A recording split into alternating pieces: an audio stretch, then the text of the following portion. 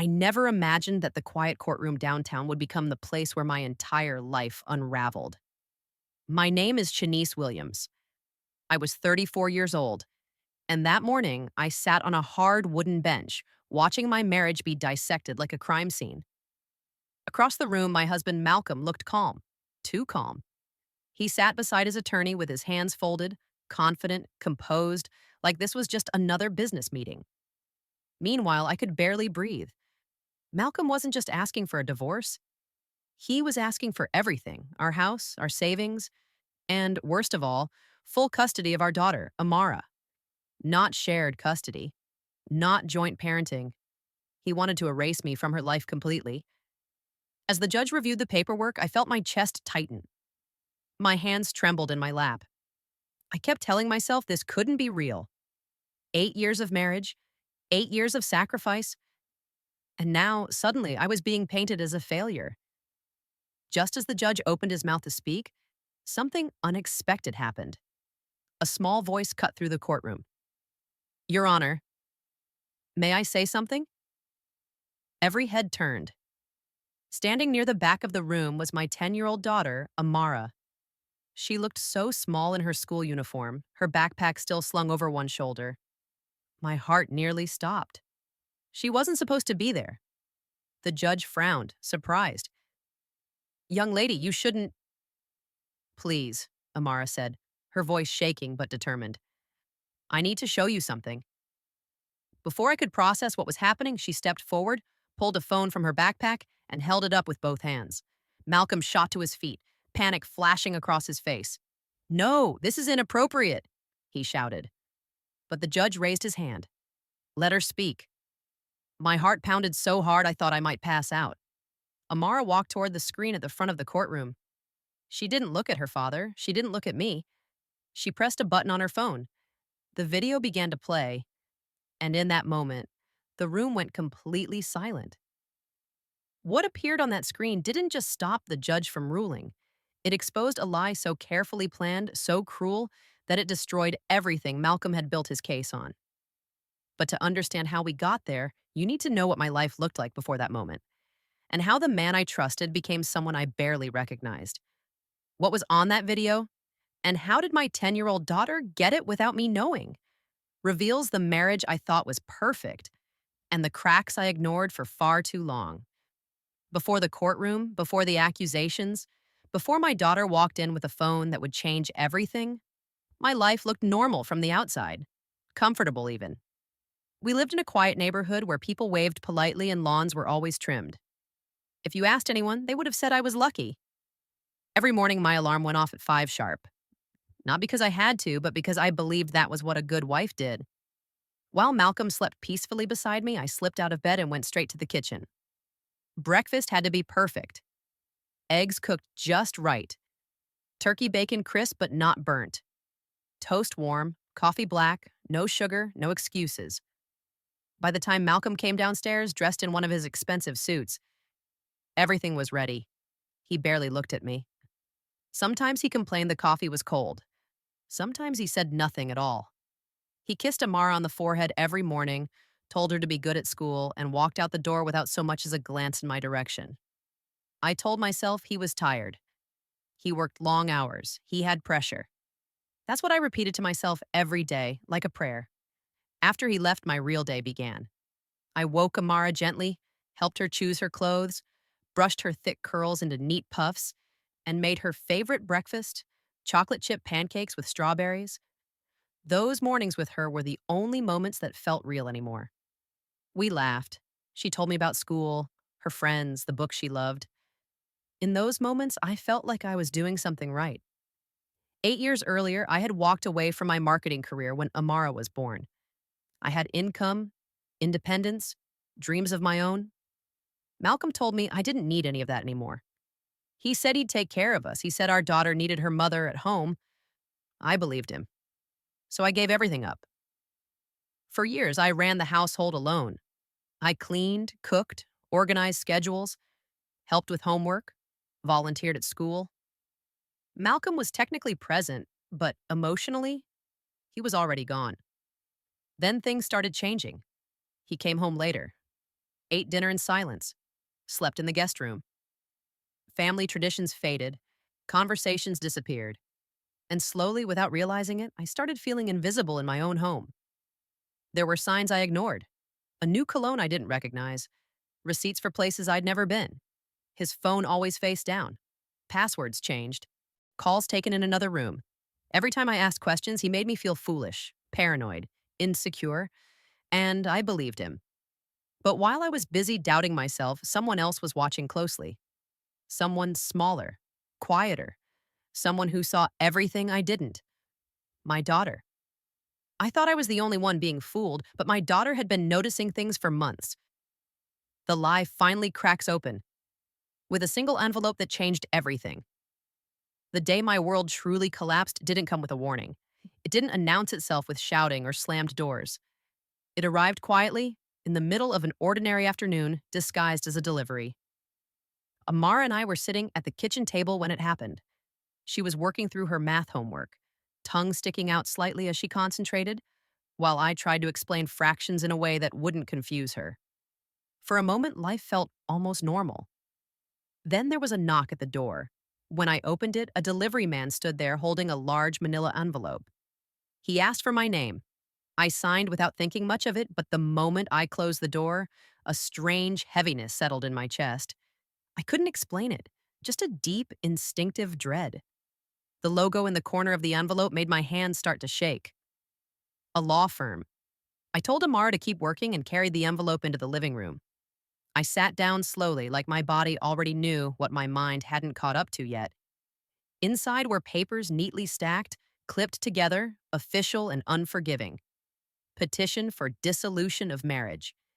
I read the words again and again, convinced I was misunderstanding them. But there was no mistake. Malcolm wasn't just leaving me, he was attacking me. The document accused me of failing as a wife, of being emotionally unstable, of being an unfit mother. Each sentence felt like a slap. Then came the demands, and that's when the air left my lungs. Malcolm wanted full custody of Amara. He wanted the house. He wanted every shared asset. And according to him, I deserved nothing because I hadn't contributed financially. 8 years of raising our daughter, 8 years of running our home, reduced to nothing on paper. I didn't realize I was crying until the papers blurred in my hands. That's when the front door opened. Malcolm walked in early, something he hadn't done in months. The timing wasn't an accident. He took off his shoes calmly, loosened his tie, and looked down at me sitting on the floor surrounded by divorce papers. He didn't look surprised. He looked satisfied. When I asked him how he could do this, he told me I had failed. As a wife. As a mother. He laughed when I reminded him of everything I'd given up. He said all I'd done was spend his money.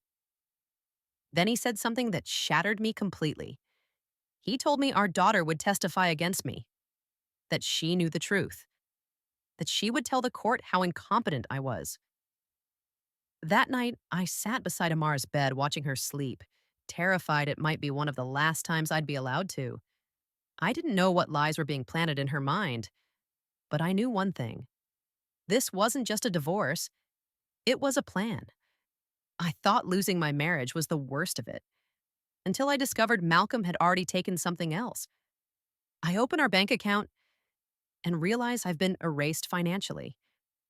The morning after Malcolm served me the divorce papers, I woke up feeling hollow. I hadn't slept, I hadn't eaten. My body moved, but my mind felt detached, like I was watching my own life from a distance. Malcolm, on the other hand, acted like nothing had happened. He got dressed for work, went into Amara's room, and, for the first time in years, made her breakfast himself.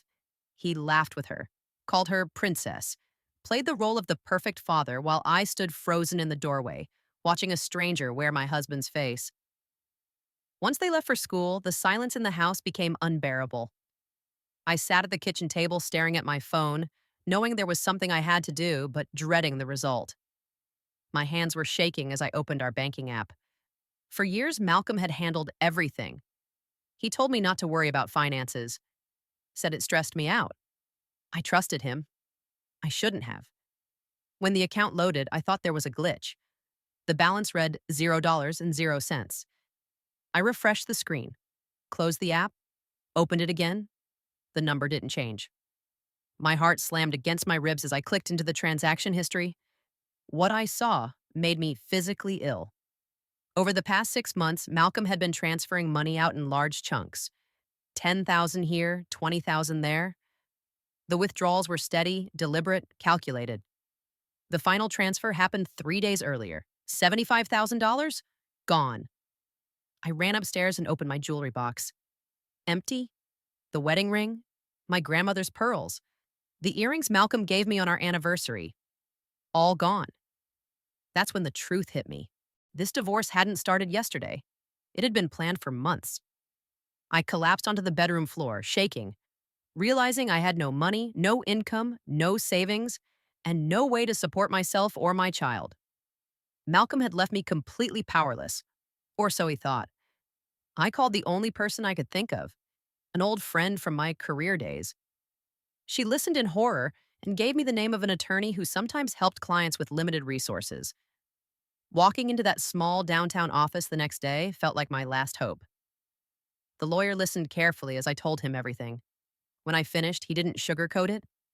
He told me Malcolm wasn't just divorcing me, he was trying to destroy me. And the evidence he had? On paper, it looked convincing. Photos, financial records, even a psychological report. As he slid the folder toward me, I realized something chilling. Malcolm didn't just want to win, he wanted to make sure I never recovered. I thought the lies ended with money and paperwork until I read the report from a so-called expert. I come face to face with the woman who would nearly cost me my daughter. When my lawyer placed the thick report in front of me, I didn't immediately open it. Something about its weight made my stomach churn. The cover was neat, professional, and cold, just like the damage it was about to do. At the top was a name I didn't recognize. Dr. Simone Garrett.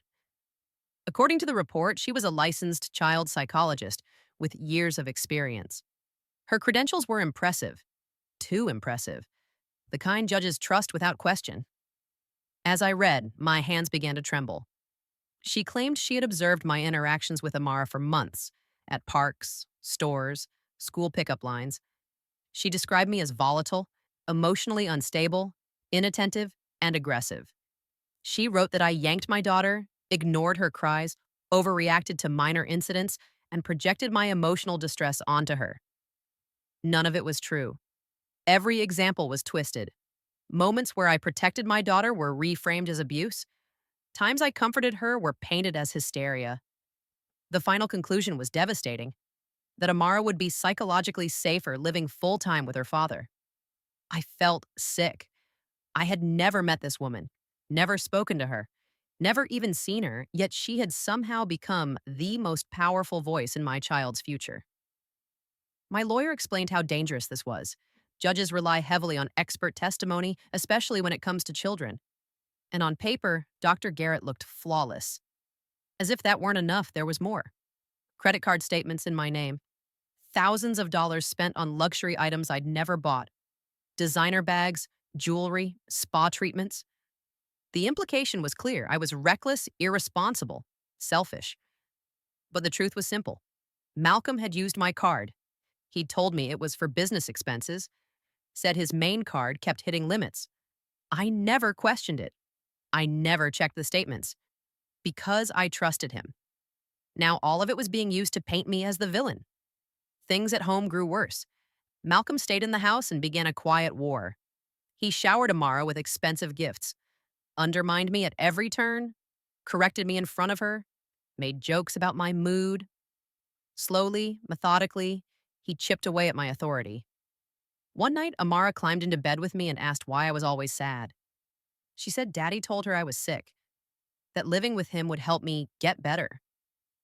That's when I realized how far this had gone. Later that night, as I tucked her in, I noticed something strange. Under her pillow was her old cracked phone, the one she never used anymore. The one Malcolm thought was broken. I didn't understand it then, but that phone held more power than all the lawyers in that courtroom combined. I didn't know it yet, but my daughter had already begun protecting me. The trial begins, and Malcolm's lies take center stage. Walking into the courtroom on the first day of trial felt like stepping into a nightmare I couldn't wake up from. The ceilings were high, the walls dark and heavy, designed to make you feel small. And it worked. I felt like a child standing in trouble, not a mother fighting for her daughter. Malcolm sat across the room with his lawyer, relaxed and confident. He didn't look at me, not once. It was as if I already didn't exist. His attorney spoke first, calm, polished, ruthless. He painted a picture of a hardworking father burdened by a wife who couldn't manage a household, couldn't control her emotions, and couldn't be trusted with a child's well being. Photos of my messy home flashed on the screen, dishes piled up, toys scattered, laundry overflowing. What the court didn't see was that I had taken those photos during the only week I'd been sick in years, a fever so high I could barely stand. Malcolm had refused to help. Instead, he documented my lowest moment. Then came the financial evidence. Statements showed tens of thousands of dollars spent under my name. Luxury purchases, extravagance. The implication was clear. I was irresponsible and selfish. My lawyer spoke next, doing his best to explain context. My sacrifices, my role as a full-time mother, Malcolm's control over finances, but facts dressed in paperwork spoke louder than truth spoken from the heart. Then she entered. Dr. Simone Garrett walked to the stand with confidence, heels clicking sharply against the courtroom floor. She looked composed, credible, untouchable. And when she passed by me, I smelled it. The same perfume. The realization hit me like ice water. She was the woman, the one Malcolm had been seeing. And now she was about to testify under oath about my parenting. Her testimony was flawless on the surface, calm, professional. She described me as unstable, aggressive, neglectful. Each lie delivered like a scientific fact. Moments where I protected my daughter became moments of abuse. Moments of concern became emotional hysteria. She recommended full custody for Malcolm without hesitation. The judge nodded, took notes. When it was my turn to testify the next day, I tried to stay calm. I told the truth. I explained everything. But Malcolm's lawyer pushed and provoked until the pressure broke me. I lost control. I cried. I raised my voice. I accused them of lying. And in that moment, I became exactly what they wanted me to look like. When court adjourned that day, I knew I'd lost. That night, I sat in Amara's room watching her sleep, convinced the judge would rule against me in the morning. As I stood to leave, I noticed her old phone again, hidden beneath her pillow.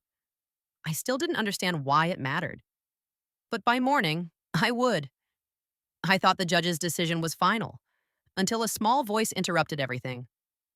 My daughter walks into the courtroom and changes the outcome forever. The final hearing was supposed to be short. That's what my lawyer told me as we sat at the long wooden table, waiting for the judge to enter. All arguments had been made, all evidence submitted. Today was for closing statements, and then the ruling. My hands were folded tightly in my lap, nails digging into my skin. I barely felt it. I hadn't slept. I hadn't eaten. I was preparing myself for the moment the judge would say the words that would take my daughter away from me. Malcolm looked confident. He leaned back in his chair, whispering something to his attorney, smiling faintly. Dr. Simone Garrett sat 2 rows behind him, legs crossed, posture perfect. She didn't look at me either. The judge reviewed his notes, flipping through pages slowly. Each turn of paper felt like a countdown. Then, just as he cleared his throat to speak, a sound echoed through the courtroom. Your Honor, excuse me. Gasps rippled through the room. I turned around, my heart dropping into my stomach. Amara stood near the doors, clutching her backpack with both hands. She was supposed to be at school. She wasn't supposed to be here. Her eyes were wide, but there was something else there too. Determination. The judge looked startled. Young lady, this is a closed proceeding. I know, she said softly, but I need to show you something. Please. Malcolm stood up instantly. This is inappropriate, he snapped. She's a child. She's being manipulated. Amara flinched but didn't step back. I'm not, she said. Her voice shook, but she kept going. I recorded it myself. The courtroom fell silent. The judge studied her for a long moment, then looked at both attorneys. Finally, he nodded. 5 minutes. My heart was pounding so hard I thought I might faint. Amara walked forward and pulled out her old phone, the cracked one Malcolm thought was useless. She handed it to the bailiff, who passed it to the judge. A video file filled the screen at the front of the courtroom. The footage was shaky at first, a child's perspective. Then Malcolm's voice came through clearly. Cold, angry, cruel. He was yelling at me, off camera, calling me useless, unstable, threatening to make sure the court never lets you near her again. Then another voice entered the frame. Dr. Garrett's? Laughing. She spoke about writing reports that judges never question, about how easy it was to label a woman emotional, about how no one ever listens to mothers once the paperwork says otherwise. The room froze. The judge's expression changed completely. Malcolm's face drained of color. And I realized in that moment that my daughter hadn't just been watching, she had been recording. The video didn't just expose lies, it exposed a crime. The judge rewinds the footage, and Malcolm's entire case collapses. The judge didn't speak right away. He leaned forward in his chair, eyes fixed on the screen as the video ended. The silence that followed was heavy, suffocating, like the air had been pulled from the room. No one moved. No one dared to breathe. Then, without saying a word, the judge reached out and pressed rewind. The video played again. This time, every word landed harder. Malcolm's voice, sharp, controlling, venomous, filled the courtroom. He talked about training Amara to say certain things if anyone asked questions. He bragged about emptying the accounts before I could react. He even laughed about how staying calm in court would make me look crazy by comparison. Dr. Garrett's voice followed, casual and confident. She explained how she had written reports before without meeting mothers, how courts rarely challenged expert testimony, how emotions could be framed as instability with the right wording. Several people in the courtroom shifted uncomfortably. The judge stopped the video abruptly. "Is this authentic?" he asked, his voice tight. Malcolm's attorney stood up, stammering about context, editing, and emotional stress. Dr. Garrett claimed she was joking, that her words had been misunderstood. The judge wasn't buying it. He ordered the bailiff to take the phone as evidence. Then he turned directly to Dr. Garrett and asked her if she understood what perjury was. Her confident posture collapsed instantly. She began to cry. Next, the judge addressed Malcolm. His calm mask was gone. His hands trembled as he spoke. He claimed he was angry, emotional, pushed to extremes. He said he never meant for Amara to record anything, that it was a misunderstanding. The judge's response was cold. He called for an immediate recess and ordered both parties to remain in the courtroom. When proceedings resumed, everything had changed. Dr. Garrett's testimony was struck from the record. Her report was deemed unreliable and potentially fraudulent. The judge announced he would be forwarding the evidence to the licensing board and district attorney. Then he turned to custody. He spoke directly to me for the first time. He acknowledged my years as a stay-at-home mother, my sacrifices, the financial manipulation, the emotional abuse, and most importantly, the credibility of my daughter's evidence. Malcolm was denied full custody. Not just denied, he was restricted. Supervised visitation only. The courtroom spun as I heard the words. Tears streamed down my face as I realized I wasn't losing my child. I was getting her back. But the judge wasn't finished yet. He had one final decision to make, one that would determine whether Malcolm faced consequences beyond this courtroom. I thought the nightmare was finally over, but justice wasn't done yet. The judge delivers a final ruling that no one saw coming. The judge adjusted his glasses and looked down at the stack of documents in front of him, but I could tell his mind was already made up. The atmosphere in the courtroom had shifted completely. What was supposed to be a routine custody ruling had turned into something far more serious. He began by addressing Malcolm. His voice was firm, controlled, and unmistakably disappointed. He spoke about abuse of power, about manipulation disguised as responsibility, about how the legal system depends on honesty to function. He stated clearly that what Malcolm had done went beyond a bitter divorce. It crossed into intentional harm. Then came the words that made Malcolm's lawyer stiffen. The judge ordered a full forensic financial audit. Every account, every transfer, every hidden asset. Malcolm's face went pale. This wasn't part of his plan. This wasn't something he could talk his way out of. Next, the judge addressed the false financial narrative that had been built around me. He acknowledged that my role as a full-time mother was a contribution, one that allowed Malcolm to build his career. He ruled that I was entitled to spousal support, backdated to the date Malcolm first drained the accounts. The house? It would remain mine and Amara's. Malcolm was ordered to move out within 30 days. As for custody, the judge didn't hesitate. He granted me primary physical and legal custody of my daughter. Malcolm would be allowed supervised visits only, pending further evaluation and compliance. I felt like I couldn't breathe. Not from fear this time, but from relief. Then the judge turned to Amara. He thanked her. Not as a child, not as a witness, but as someone who showed courage when it mattered most. He acknowledged how difficult it must have been for her to record what she did, knowing it could hurt her father. He reminded the courtroom that children see more than adults realize, and that truth has a way of surfacing when least expected. Malcolm stared at the floor. For the first time since all this began, he had nothing to say. As the judge prepared to adjourn, he made one final announcement. The evidence provided would be forwarded to the appropriate authorities, not just regarding Dr. Garrett, but regarding potential coercion, emotional abuse, and financial misconduct. This case wasn't over, not legally, not ethically. As we left the courtroom, Amara reached for my hand and squeezed it tightly. I knelt down and held her, sobbing openly now, no longer ashamed of my emotions. I had walked into that courtroom expecting to lose everything. Instead, I walked out with my daughter and my dignity intact. But healing, I would soon learn, doesn't end with a verdict. Winning the case didn't erase the damage.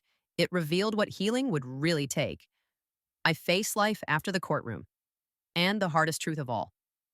The courthouse doors closed behind us, and for the first time in months, the world felt strangely quiet. No lawyers, no arguments, no accusations hanging in the air. Just me and my daughter standing on the steps, sunlight hitting our faces like we were finally allowed to breathe again. Winning in court didn't feel like victory the way I imagined it would. There were no cheers, no instant sense of peace. Instead, there was exhaustion, the kind that settles deep into your bones after surviving something that nearly broke you. The house felt different once Malcolm moved out. Quieter, yes, but also heavier. Every room held memories, some warm, others painful. I spent weeks sorting through closets, drawers, and boxes, reclaiming spaces that had once felt unsafe. It wasn't just about cleaning, it was about taking my life back piece by piece. Amara changed too. She became quieter at first, more cautious with her words. I realized then that while she had been brave in court, she was still a child carrying an adult-sized burden. I enrolled us both in counseling. I wanted her to know that protecting me was never her responsibility, that I was her mother, and I would always protect her.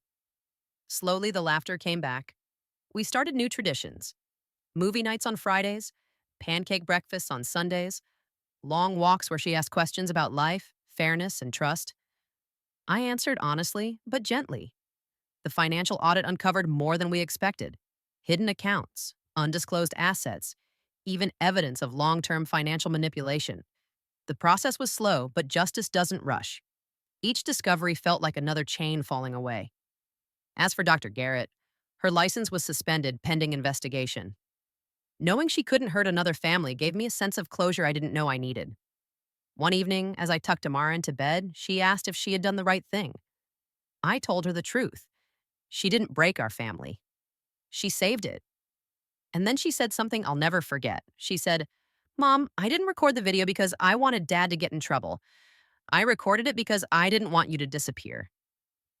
I held her until she fell asleep, tears soaking into her pillow.